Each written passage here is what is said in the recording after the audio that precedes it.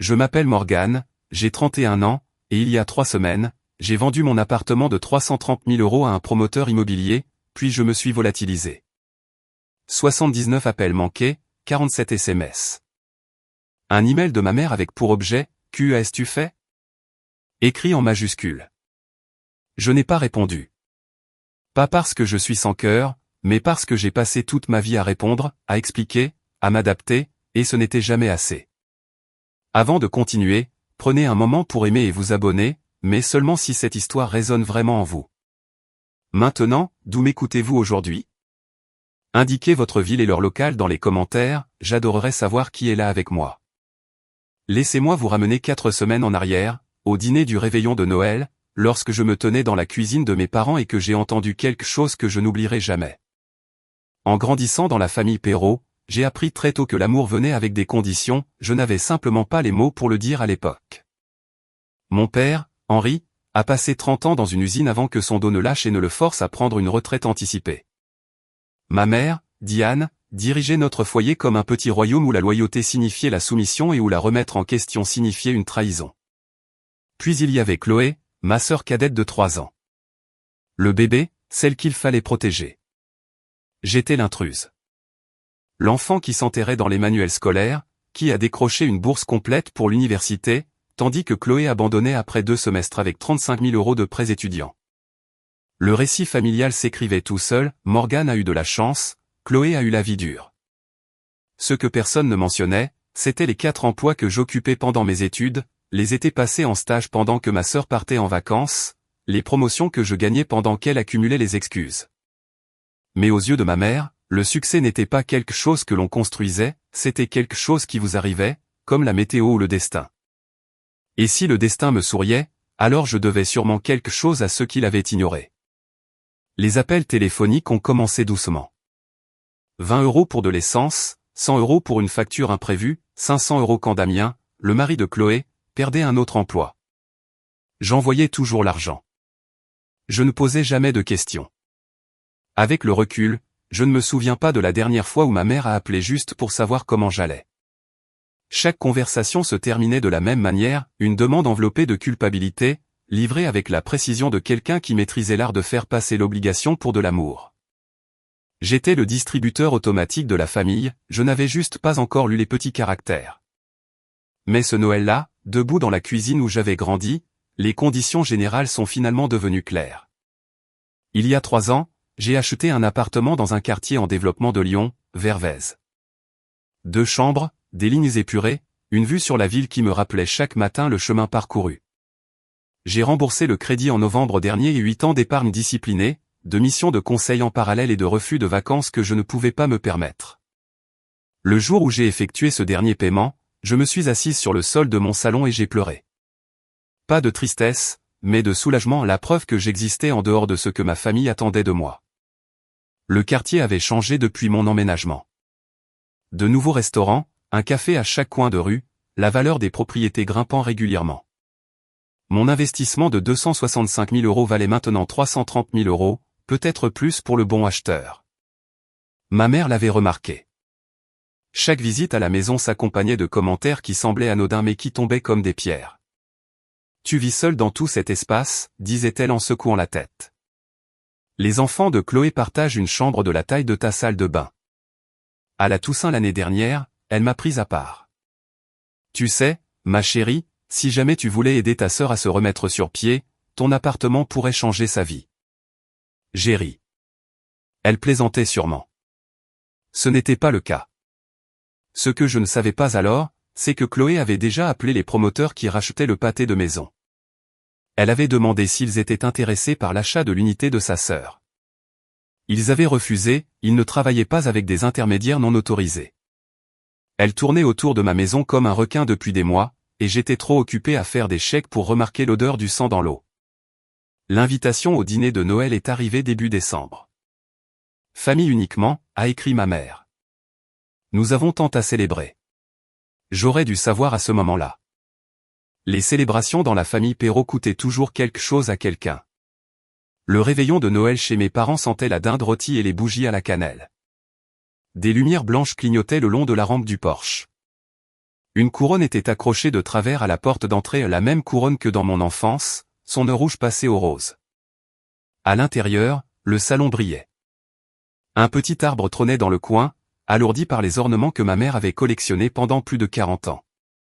Frank Sinatra chantait depuis une enceinte Bluetooth que mon père ne comprenait toujours pas tout à fait comment utiliser.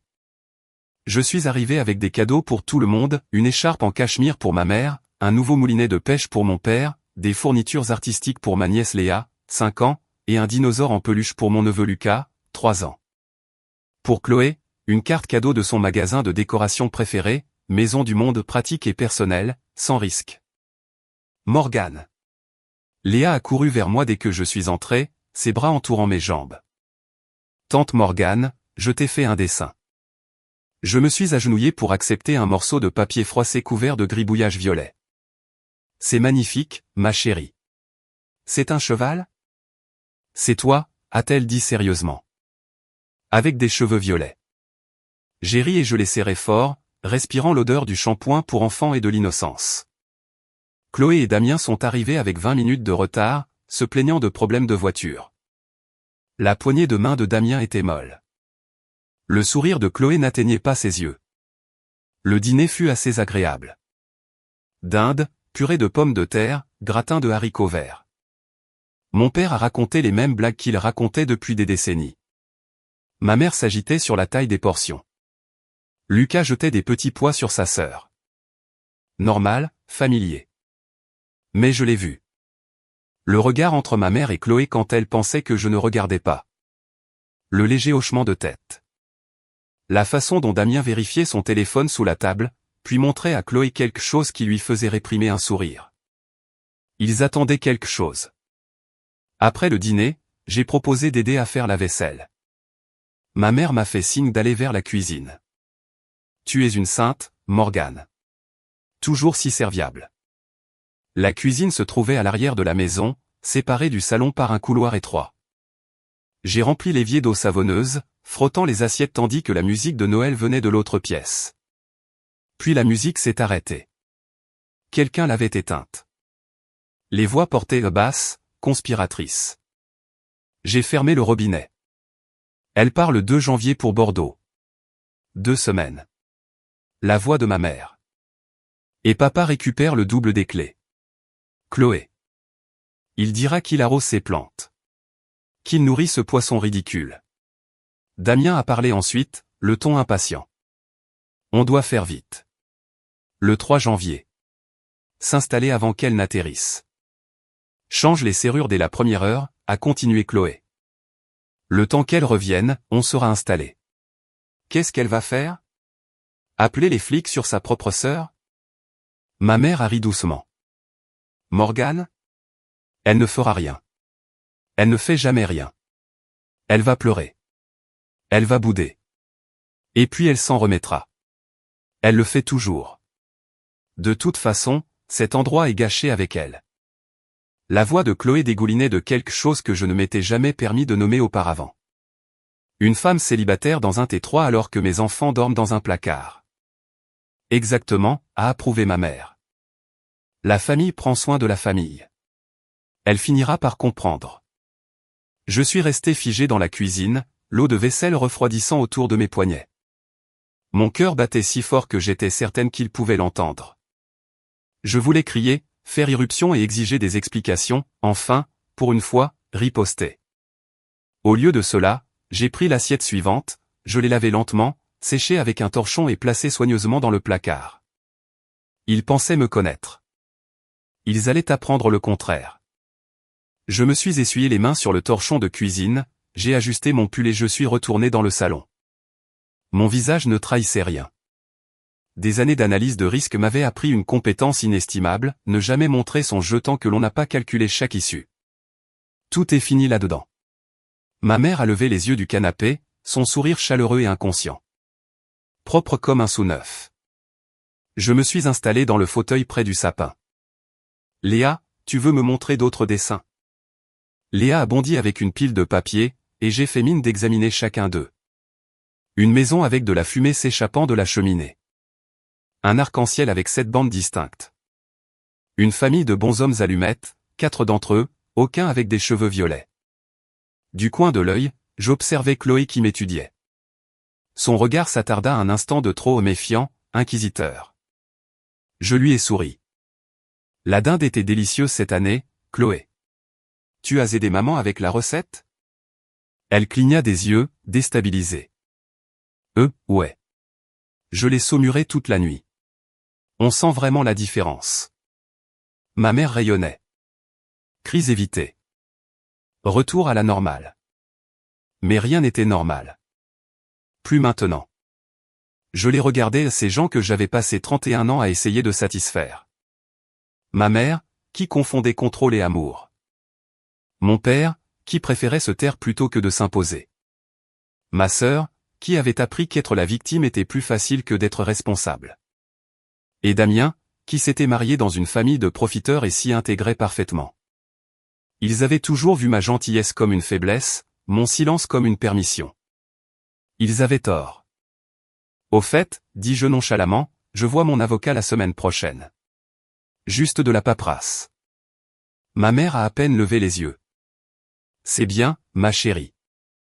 Elle n'avait aucune idée de ce qu'elle venait de balayer d'un revers de main. Plus tard dans la soirée, Chloé m'a trouvé sur le porche arrière. L'air était vif et froid. Je me tenais enveloppé dans mon manteau, regardant mon souffle formé de petits nuages qui se dissolvaient dans le néant. Elle est apparue à côté de moi, les bras croisés, les épaules voûtées contre le froid. « Tu prends l'air » a-t-elle demandé. J'avais juste besoin d'une minute. Nous sommes restés en silence. Puis elle a commencé. « Alors, Bordeaux ? C'est pour combien de temps déjà ? 2 semaines. Ça doit être sympa. Voyage d'affaires. » Sa voix portait une pointe d'agressivité. Je n'ai pas pris l'avion depuis 6 ans. Je n'ai rien dit. Qui surveille ton appart pendant ton absence ? Papa a proposé d'arroser mes plantes. C'est gentil de sa part. Elle fit une pause, trop décontractée. Ton quartier change vraiment, hein ? Je suis passé en voiture le mois dernier, j'ai vu tous ces panneaux à vendre. Mon pouce accéléra, mais je gardai une voix égale. Des promoteurs rachètent le pâté de maison. Ils veulent construire quelque chose de nouveau. Quelqu'un t'a fait une offre ? Je me suis tourné pour la regarder. La regarder vraiment. L'envie qu'elle avait passé des années à déguiser en inquiétude. Le calcul derrière chaque geste fraternel. Quelques personnes ont demandé, ai-je dit. Je ne suis pas intéressé par la vente. Sa mâchoire se crispa presque imperceptiblement. Tu devrais d'abord t'occuper de ta propre location, ai-je ajouté d'un ton léger. Tu n'avais pas dit que le propriétaire était difficile ? Elle serait dit. On gère. Tant mieux. Chloé ouvrit la bouche, puis la referma. Quelque chose vacilla dans ses yeux. Le doute ? Peut-être la plus petite fissure dans sa certitude. Mais elle se reprit rapidement. Bon, ne gèle pas ici. Elle se retourna et rentra à l'intérieur, laissant la porte légèrement entr'ouverte. Je suis resté un moment de plus, regardant les étoiles apparaître une à une. Elle m'avait testé, vérifiant si je soupçonnais quelque chose. J'avais réussi son test. Maintenant, c'était l'heure du mien. J'ai quitté la maison de mes parents à 21h30, en serrant tout le monde dans mes bras pour dire au revoir avec une chaleur feinte. Conduis prudemment, ma chérie. Ma mère m'a pressé les épaules. Et n'oublie pas, laisse ce double des clés à ton père. Bien sûr, maman. Le trajet jusqu'à chez moi a pris 40 minutes. J'ai passé les 10 premières en silence, agrippant le volant jusqu'à ce que mes jointures blanchissent. Puis j'ai appelé Elena. Elle a répondu à la 2e sonnerie. Morgane, c'est Noël. Tout va bien ? Il prévoit de prendre mon appartement. Je lui ai tout raconté. La cuisine, la conversation, l'assurance décontractée avec laquelle il discutait du vol de ma maison. Bon sang. Elena expira lentement. Qu'est-ce que tu vas faire ? Je ne sais pas encore. Tu pourrais les confronter. Appeler la police quand ils essaieront d'emménager. Et après ? Les regarder pleurer et s'excuser, puis recommencer dès que j'aurai le dos tourné. Elena était silencieuse.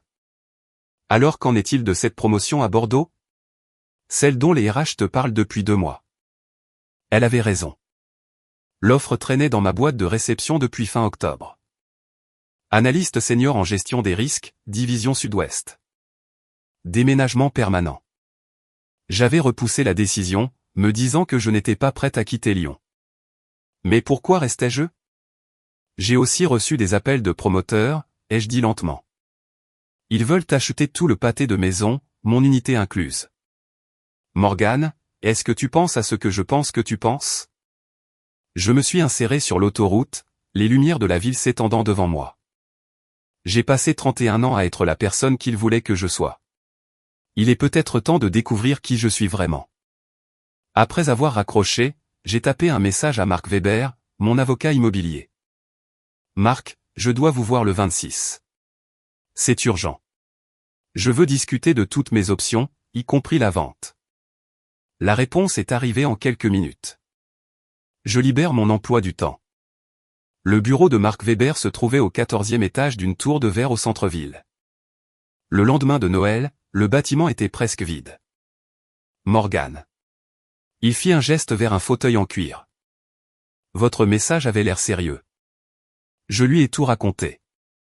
La conversation dans la cuisine, le plan pour emménager pendant mon absence, le double des clés que mon père utiliserait.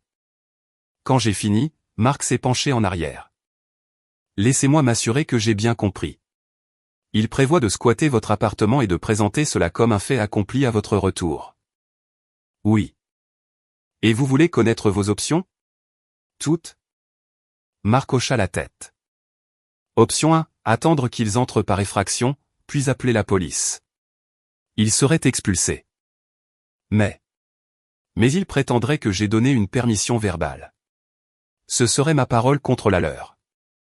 Exactement. Tribunal judiciaire. 3 à 6 mois minimum. Pendant ce temps, il pourrait rester tant que l'affaire traîne. Et je serai la sœur qui a appelé les flics sur sa famille. Marc haussa un sourcil. Cela compte pour vous? J'ai pensé à tante Patricia, aux ragots familiaux, à la vitesse à laquelle Morgane a mis les enfants de Chloé à la porte, se répandrait. Ce n'est pas ce qu'ils pensent de moi, dis-je lentement. C'est l'énergie que je passerai à me battre contre eux. Chaque fête, chaque réunion de famille. La bataille ne finirait jamais. Option 2, poursuivit Marc. Vous vendez. Le nouveau propriétaire gère l'expulsion. Vous n'êtes pas la méchante. Vous êtes juste quelqu'un qui a vendu sa propriété. Les promoteurs qui achètent le pâté de maison. Sont-ils toujours intéressés?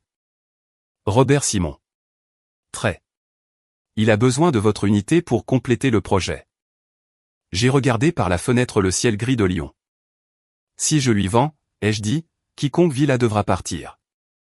Préavis standard de 30 jours, non négociable avec les permis de démolir. Pour la première fois depuis des jours, je pouvais respirer. Organiser une réunion. Robert Simon était un homme pragmatique aux yeux gris acier et à la poignée de main ferme. Nous nous sommes rencontrés dans la salle de conférence de Marc 2 jours plus tard. Robert a fait glisser un dossier sur la table. Mademoiselle Perrault, je suis prêt à offrir 18% au-dessus de la valeur du marché. Paiement comptant sous 10 jours ouvrables. Le chiffre m'a coupé le souffle. Pourquoi cette urgence? Mon prêt à la construction se verrouille le 15. Après cela, la banque ajuste les conditions défavorablement. J'ai besoin de toutes les unités d'ici là. Marc se pencha en avant. Qu'en est-il des occupants actuels? Procédure standard. Préavis de 30 jours pour libérer les lieux après la clôture. Les permis de démolir n'autorisent aucune exception. J'ai étudié le contrat, puis j'ai levé les yeux. Je dois être honnête avec vous. J'envisage de vendre depuis un moment car j'ai reçu une offre d'emploi à Bordeaux il y a 2 mois. J'hésitais parce que cet endroit comptait pour moi. Robert hocha la tête, sans surprise. Et maintenant? Maintenant j'ai des raisons supplémentaires d'aller de l'avant. La situation familiale mentionnée par Marc? Oui. J'ai croisé son regard. Si je vous vends, ce n'est pas moi qui expulse qui que ce soit. C'est vous. Votre entreprise envoie le préavis, votre calendrier, vos permis de démolir. C'est exact. Donc, Je suis juste une propriétaire qui a vendu à un promoteur, rien de plus. L'expression de Robert ne changea pas, mais je perçus une lueur de compréhension. C'est exactement ce que vous seriez. Une dernière question. Quelqu'un d'autre vous a-t-il contacté au sujet de mon unité? Il marqua une pause. Il y a environ 2 mois, une femme prétendant représenter sa sœur. J'ai refusé. Nous ne travaillons pas avec des tiers non autorisés. 2 mois. Chloé tournait autour de ma maison comme un requin alors que je lui faisais encore des chèques. J'aurai besoin jusqu'au 7 janvier pour décider. Après cela, l'offre expire. 7 jours.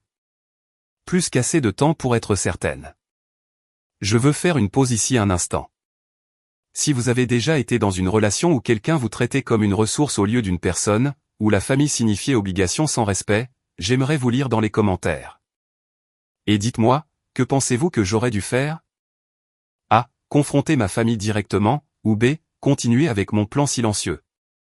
Donnez votre réponse ci-dessous. Je suis vraiment curieuse. Maintenant, laissez-moi vous raconter ce qui s'est passé ensuite. Réveillon du Nouvel An, chez mon oncle Richard en banlieue lyonnaise. Le rassemblement était modeste selon les standards des fêtes. Environ 15 parents entassés dans un pavillon des années 1970. Une table pliante supportait un assortiment de plats apportés par chacun, du champagne refroidissait dans une glacière près de la porte arrière. Je suis arrivé seul, portant une bouteille de vin que je n'avais aucune intention de boire. Chloé et Damien étaient déjà là, travaillant la salle comme des politiciens à une levée de fonds. Le rire de Damien était trop fort. Le sourire de Chloé était trop brillant. Ils irradiaient l'énergie particulière des gens qui croyaient que leur heure de gloire était enfin arrivée. Je suis resté en retrait près de la cuisine, sirotant un verre de cidre pétillant et observant. Cela n'a pas pris longtemps.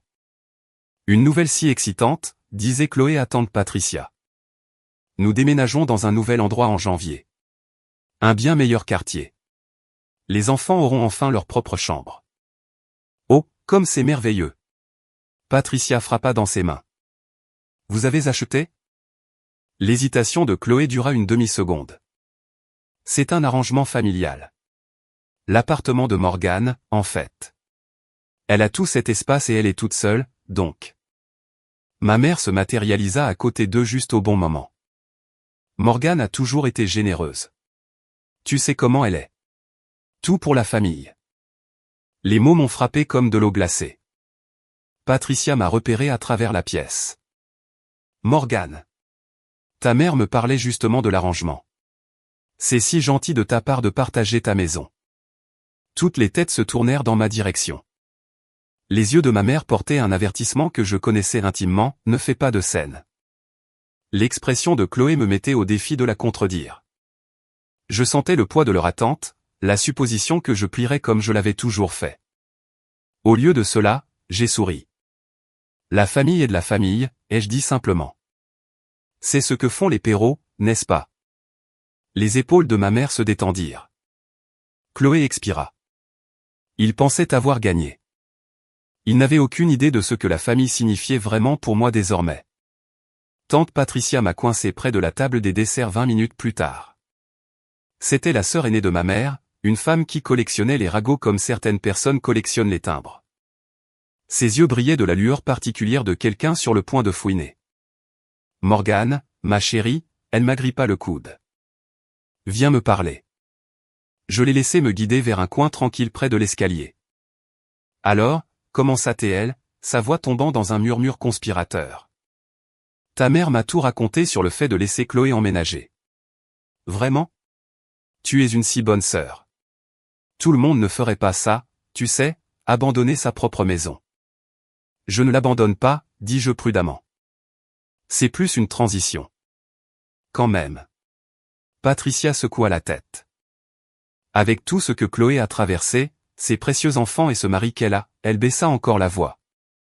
Entre toi et moi, je ne pense pas que Damien fera grand-chose de sa vie. Je n'ai rien dit. Ta mère a dit que tu avais accepté cela il y a des semaines. Elle a dit que c'était ton idée.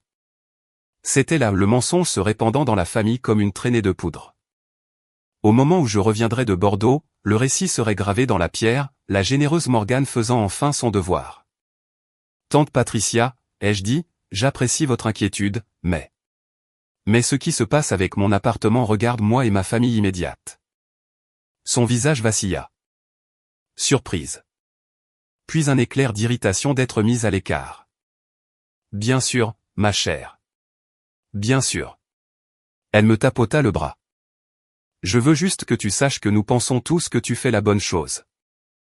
J'ai souri, bien que cela n'atteigne pas mes yeux. La bonne chose. Il m'avait dit ce qu'était la bonne chose toute ma vie. J'étais sur le point de leur montrer à quoi cela ressemblait vraiment. Minuit approchait. Quelque part dans la maison, quelqu'un commença le compte à rebours. Réveillon du Nouvel An, 23h58. J'étais assise seule dans mon appartement, ordinateur portable ouvert, la ville scintillant sous mes fenêtres. Les feux d'artifice allaient bientôt commencer, des célébrations pour les gens qui croyaient au nouveau départ. 2 emails m'attendaient sur mon écran. Le premier, les papiers finaux de Marc. L'offre de Robert Simon. 10 jours avant la clôture. 30 jours après ça, démolition. Le second, la confirmation des RH pour le transfert à Bordeaux. Analyste senior en gestion des risques. Division Sud-Ouest. Date de début le 20 janvier. Déménagement permanent. J'avais eu peur d'accepter l'un ou l'autre pendant des mois. Peur de ce que signifiait partir, peur d'être égoïste. Mais à quoi me raccrochais-je? J'ai regardé autour de l'appartement à mes meubles, ma vue, ma preuve que je pouvais construire quelque chose seul. Il me l'avait déjà pris. Pas physiquement, pas encore. Mais dans leur esprit, cet endroit n'avait jamais été le mien. C'était toujours juste quelque chose que je gardais au chaud jusqu'à ce qu'ils décident de le réclamer. Même si je les repoussais cette fois, ils essaieraient à nouveau l'année prochaine, l'année d'après. Chaque réunion de famille serait une négociation. Chaque appel téléphonique un prélude à un autre plan. Cet appartement serait toujours leur cible, et je serais toujours leur distributeur automatique, à moins que je ne me retire entièrement de l'équation. J'ai ouvert l'email des RH en premier, tapé mon acceptation, cliqué sur envoyer. Puis j'ai ouvert le document de Marc. L'horloge de mon ordinateur portable sonna minuit. Dehors, des feux d'artifice explosaient dans le ciel. J'ai signé. Pas parce que je voulais me venger, pas parce que je les détestais, mais parce que je m'aimais enfin assez pour arrêter de sacrifier mon avenir pour des gens qui ne me voyaient que comme une ressource. Je ne vends pas à cause d'eux, ai-je chuchoté à la pièce vide. Je vends parce que je suis enfin prête à partir. Le document s'est téléchargé. L'affaire était conclue. Bonne année. Celle-ci serait différente. 2 janvier, aéroport Saint-Exupéry. J'ai embarqué sur mon vol pour Bordeaux avec un bagage à main et une sacoche d'ordinateur. Tout le reste suivrait, ou pas. Les possessions matérielles avaient commencé à sembler moins importantes. Avant le décollage, j'ai appelé mon père. Morgan. Sa voix était bourrue, distraite. Tu es à l'aéroport? Sur le point de décoller. Tu as le double des clés, n'est-ce pas? Je l'ai eu hier. Une pause. Tu as besoin que je fasse quelque chose de spécifique? Juste arroser les plantes. Nourrir Blueberry. Blueberry était mon poisson combattant, une petite créature bleue qui m'avait tenu compagnie pendant 3 ans de dîner solitaire. Ce sera fait. J'ai failli lui demander. Failli dire, papa, tu sais ce qu'il prévoit? Est-ce que ça te fait quelque chose? Mais je connaissais déjà la réponse. Henri Perrault avait passé 58 ans à éviter la confrontation. Il n'allait pas commencer maintenant. Bon voyage, a-t-il dit, et il a raccroché. Le vol a duré 1 heure. J'en ai passé la majeure partie à regarder par le hublot, observant le pays défiler sous moi comme une carte qu'on replie. Le 3 janvier, mon téléphone a vibré avec une notification Instagram. Chloé avait posté une story. L'image montrait mon salon, mon canapé, ma bibliothèque, ma vue sur la ligne d'horizon de Lyon. Des cartons étaient empilés dans le coin. Le dinosaure en peluche de Lucas trônait sur ma table basse. La légende disait, nouveau chapitre, nouvelle maison. Béni. Ma gorge se serra, mais pas de tristesse. De la clarté froide de voir exactement qui était ma sœur. D'autres photos suivirent tout au long de la journée. Damien installant une nouvelle serrure sur ma porte d'entrée. Les dessins de Léa scotchés sur mon réfrigérateur. Chloé posant dans ma cuisine, un verre de vin à la main. Ils faisaient comme chez eux.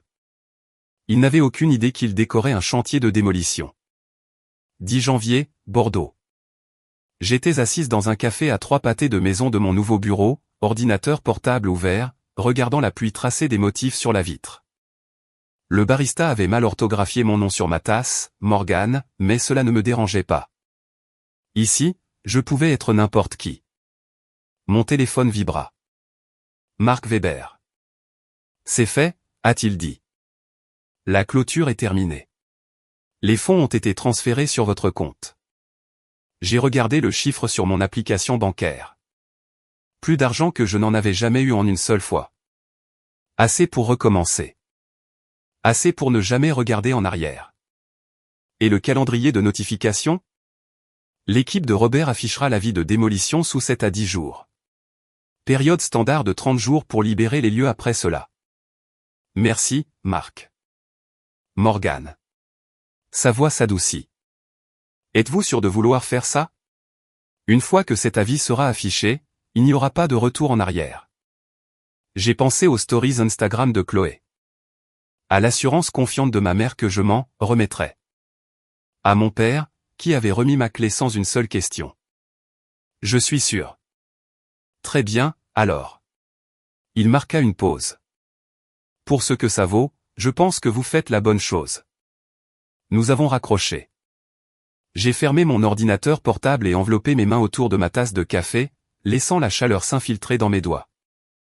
Dehors, Bordeaux vaquait à ses occupations grises et pluvieuses, des étrangers promenant des chiens, des couples partageant des parapluies, des gens vivant des vies qui n'avaient rien à voir avec la mienne. Je me sentais étrange. Pas triomphante, pas vindicative. Juste légère. Comme si j'avais posé un poids que je portais depuis si longtemps que j'avais oublié qu'il ne faisait pas partie de moi. Mon téléphone vibra à nouveau. Un texto d'Elena. Comment tu tiens le coup ? J'ai répondu, mieux que prévu. La vie part bientôt. Tu es prête pour la suite ? J'ai regardé la pluie tomber. Je suis prête depuis des années. 18 janvier. J'étais en réunion matinale quand mon téléphone a commencé à vibrer. Une fois, 2 fois, une 3e fois. Je l'ai mis sous silence et me suis concentré sur la présentation. Au déjeuner, j'avais 17 appels manqués. Le premier message vocal était de ma mère. Morgane Elisabeth Perrault. Rappelle-moi tout de suite. Que as-tu fait ? Que as-tu fait ?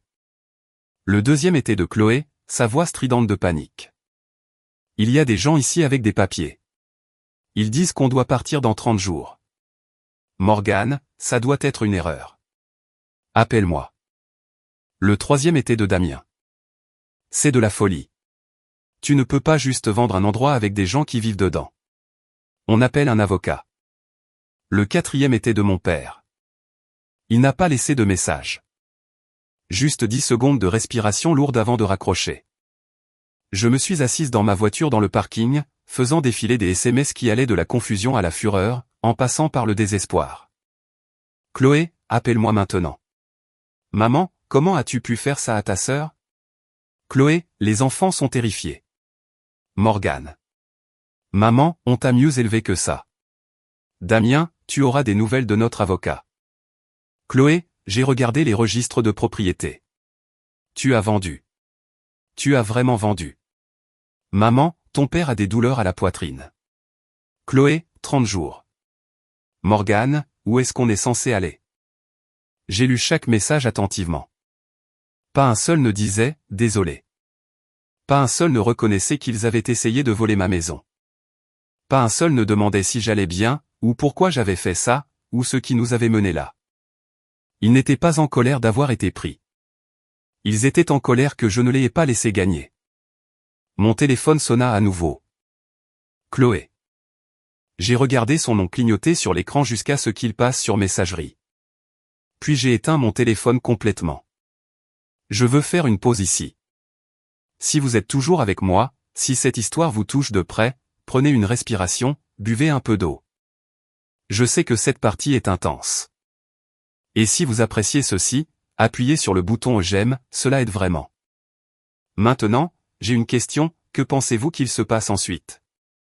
Ma famille va-t-elle s'excuser, ou vont-ils s'obstiner? Dites-moi votre prédiction dans les commentaires.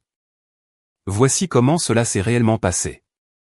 Au cours des 48 heures suivantes, mon téléphone est devenu une arme. 79 appels manqués. 47 SMS, 12 messages vocaux, 4 emails. J'ai tout documenté. Capture d'écran, horodatage, transcription.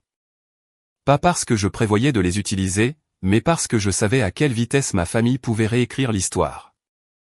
Je voulais une trace de qui ils étaient vraiment quand ils pensaient que personne ne regardait. Les messages suivaient un schéma prévisible. Stade 1, confusion. Il doit y avoir une erreur. Appelle-nous. Stade 2, colère. Comment oses-tu faire ça à ta propre famille? Stade 3, culpabilité. Maman n'a pas arrêté de pleurer. L'attention de papa crève le plafond. Stade 4, menace. Le cousin de Damien est avocat. On étudie nos options. Stade 5, marchandage. Appelle-nous juste. On peut arranger ça. S'il te plaît, Morgane. Ce coquin de n'a dit, nous sommes désolés. Ce coquin de n'a admis, nous avions prévu de prendre ta maison sans demander. Ce coquin de n'a admis, nous avons eu tort. Les messages de Chloé étaient les plus révélateurs. Tu savais qu'on emménageait et tu as vendu quand même. Pas, je suis désolé qu'on ait essayé de te voler. Les enfants pleurent tous les soirs.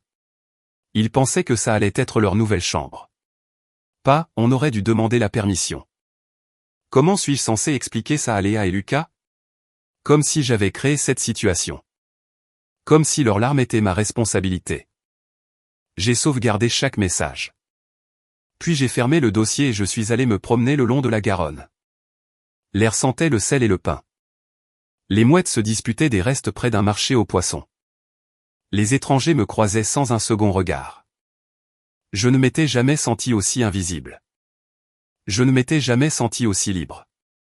Le 21 janvier, 3 jours après l'affichage de la vie, j'ai rompu le silence. Un seul email envoyé à ma mère, mon père, Chloé et Damien, en copie à Marc Weber.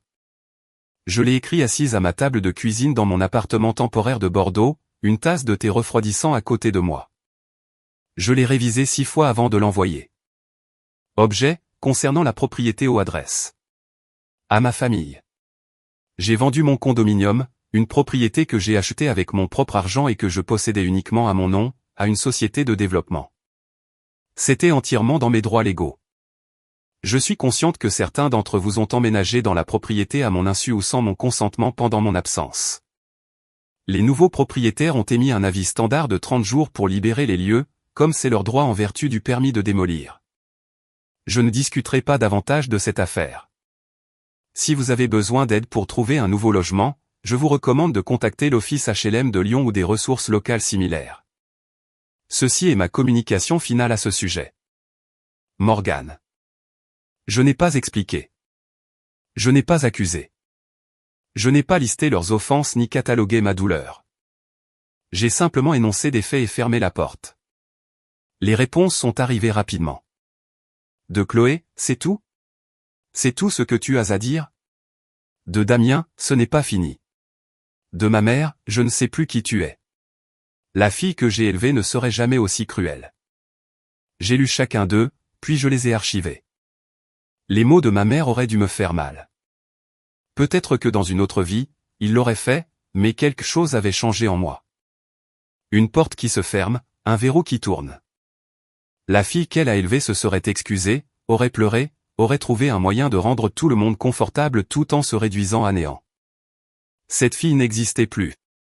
J'ai fermé mon ordinateur portable et regardé la pluie tomber sur l'estuaire. Le téléphone arabe familial a fonctionné rapidement. En une semaine, j'avais reçu des messages de 3 tantes, 2 oncles et un cousin à qui je n'avais pas parlé depuis le lycée. Le récit s'était cristallisé, Morgane a vendu sa maison par méchanceté alors que la famille de sa pauvre sœur y vivait. Aucune mention du plan ourdi pendant le dîner de Noël. Aucune reconnaissance qu'ils avaient emménagé sans permission. Juste, comment as-tu pu faire ça à Chloé? Tante Patricia a appelé 2 fois. J'ai laissé les 2 appels aller sur messagerie. Morgane, ma chérie, c'est tante Patricia. Je veux juste que tu saches que ta mère est dévastée. Absolument dévastée. Elle ne cesse de dire qu'elle ne comprend pas où elle a échoué. Je pense que tu lui dois des excuses, non? La famille reste la famille après tout. Appelle-moi. J'ai supprimé le message. Certains parents ont simplement cessé de me parler. Je pouvais voir les notifications bloquées, les demandes d'amis sans réponse, le silence sur les réseaux sociaux. J'étais en train d'être effacé de l'histoire familiale, rayé comme un personnage qui n'avait plus d'utilité. Mais tout le monde n'a pas suivi le scénario. Un texto est arrivé de grand-tante Dorothée, la sœur cadette de ma grand-mère. Elle avait 83 ans et avait toujours été l'observatrice silencieuse de la famille. Morgane, je ne connais pas toute l'histoire, et je ne demanderai pas. Mais je t'ai vu prendre soin de cette famille pendant des années pendant qu'ils prenaient de toi. Quoi qu'il soit arrivé, je suis sûr que tu avais tes raisons. Je suis fier de toi. J'ai lu le message 3 fois. Puis j'ai pleuré pas de tristesse, mais du soulagement écrasant d'être vu. Une personne dans toute ma famille comprenait. J'ai répondu, merci, tante Dorothée. Ça signifie plus que vous ne le pensez. Sa réponse est arrivée immédiatement. Parfois, la chose la plus courageuse à faire est de partir. Reste forte, ma chérie. J'ai sauvegardé ce message dans un dossier séparé pour les jours difficiles à venir. La date limite de 30 jours est arrivée le 17 février. J'ai appris les détails de seconde main par Elena, qui avait entendu parler d'une connaissance commune toujours connectée au ragot de Lyon. Chloé et Damien n'avaient nulle part où aller. Les parents de Damien, brouillés depuis des années à cause de l'argent qu'il avait emprunté et jamais remboursé, ont refusé d'aider. L'appartement de son frère était trop petit. Les amis se sont soudainement souvenus d'engagements antérieurs. Au final, ils ont emménagé chez mes parents. 3 chambres, 6 personnes.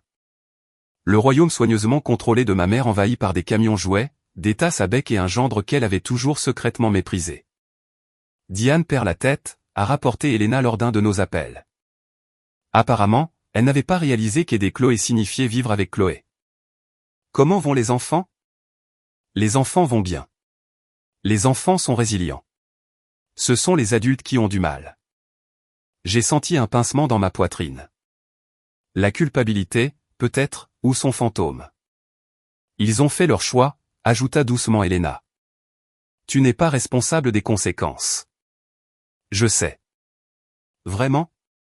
Je suis restée silencieuse un moment. J'y travaille. Une semaine plus tard, j'ai vu un post sur les réseaux sociaux de Chloé.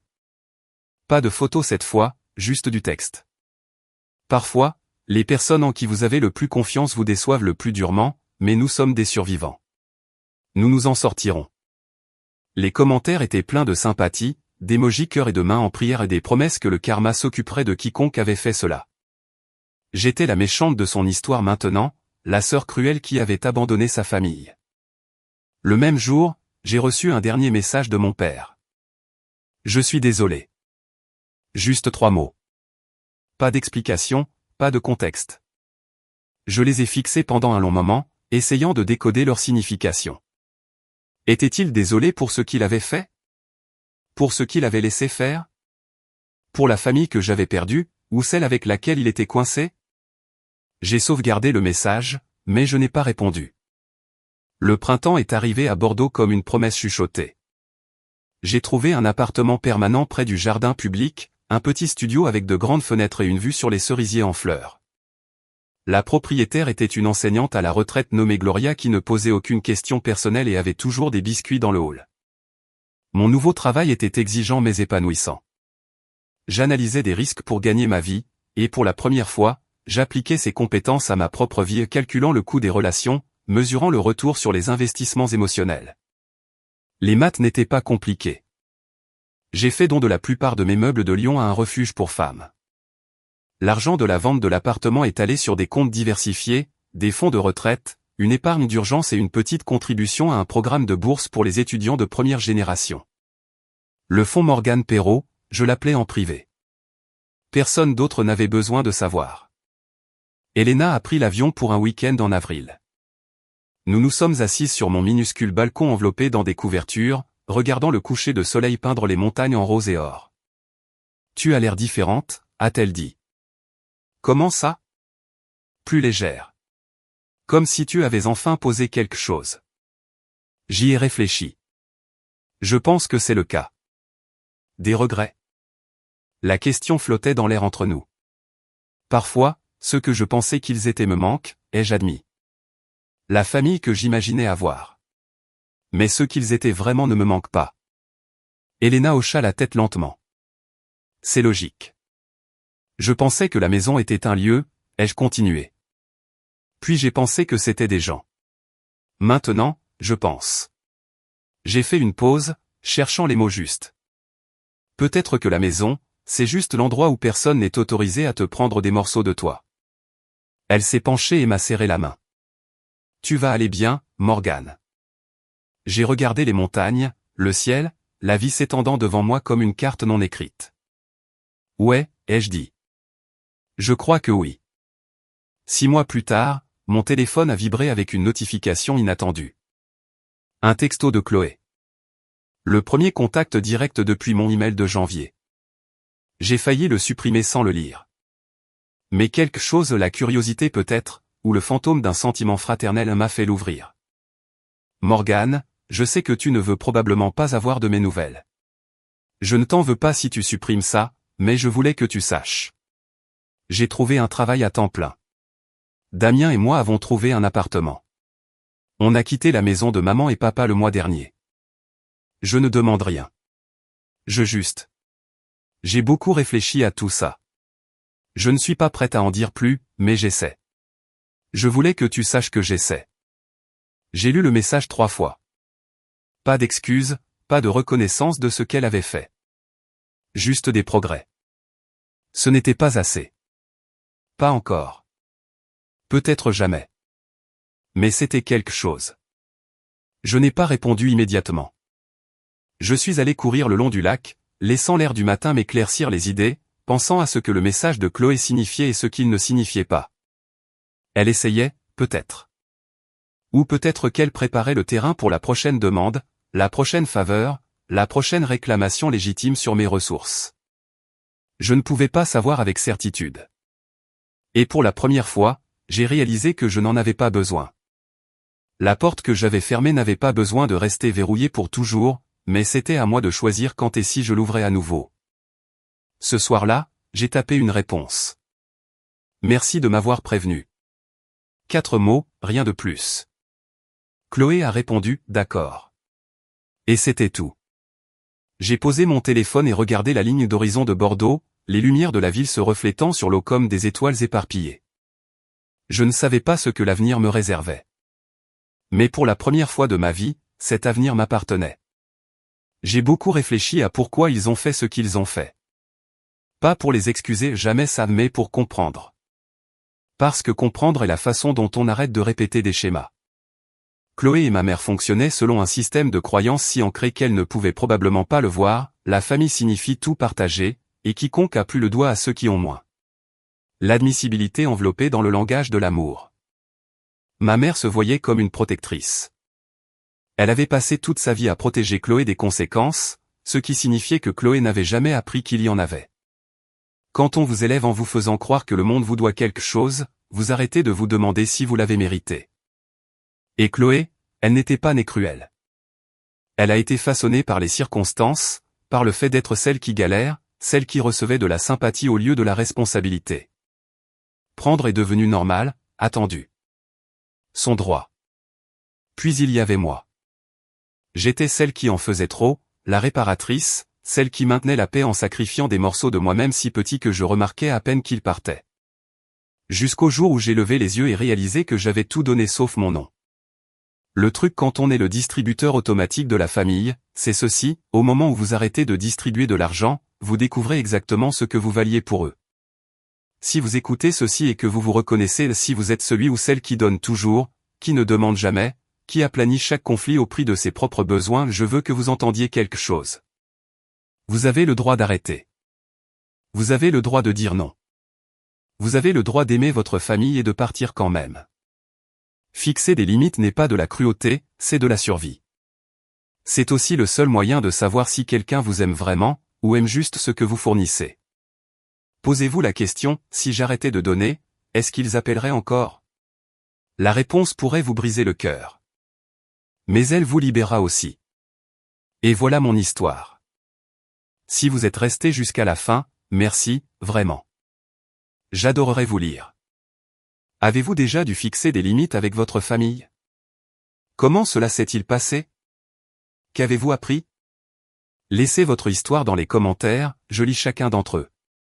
Et si cela a résonné en vous, s'il vous plaît aimez, abonnez-vous et regardez les histoires similaires en lien dans la description ci-dessous. Prenez soin de vous. Vous le méritez.